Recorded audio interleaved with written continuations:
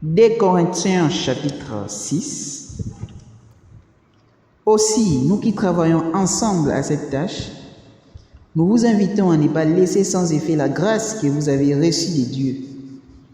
En effet, Dieu déclare dans l'Écriture, « Au moment favorable, j'ai répondu à ton appel, et au jour du salut, je suis venu à ton secours. » Or, c'est maintenant le moment tout à fait favorable. C'est aujourd'hui le jour du salut.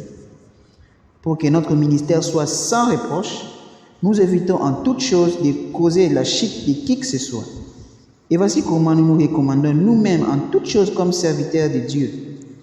C'est en vivant avec une persévérance sans faille, dans les détresses, les privations, les angoisses, dans les coups, les prisons, les omètes, dans les fatigues, le veille, le jeûne.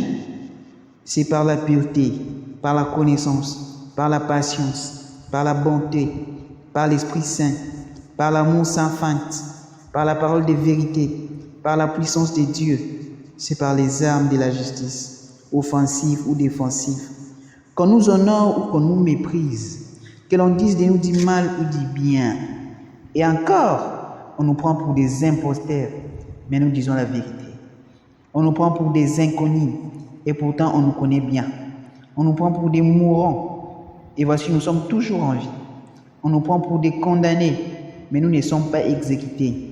On nous croit affligés, et nous sommes toujours joyeux. Pauvres, et nous faisons beaucoup de riches. Dépourvus de tout, alors que tout nous appartient. Chers Corinthiens, nous venons de vous parler en toute franchise. Nous vous avons largement ouvert notre cœur. Vous n'y êtes pas les trois. Mais c'est vous qui faites preuve d'étroitesse dans vos sentiments. Laissez-moi vous parler comme à mes enfants bien-aimés. Rendez-nous l'appareil. Ouvrez-nous, vous aussi, votre cœur. Ne vous mettez pas avec des incroyants sous un joug qui n'est pas celui du Seigneur. En effet, ce qui est juste peut-il s'unir à ce qui s'oppose à sa loi?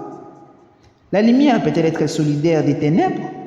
Le Christ peut-il s'accorder avec le diable? Qui peut avoir en commun le croyant avec l'incroyant? Quel accord peut-il exister entre les temples de Dieu et les idoles? Car nous sommes, nous, les temples du Dieu vivant. Dieu lui-même l'a dit. J'habiterai et je marcherai au milieu d'eux. Je serai leur Dieu et ils seront mon peuple. C'est pourquoi, sortez du milieu d'eux. Séparez-vous d'eux, dit le Seigneur. N'ayez pas de contact avec ce qui est empire. Alors je vous accueillerai. Je serai pour vous un père et vous serez pour moi des fils et des filles, dit le Seigneur, le Tout-Puissant.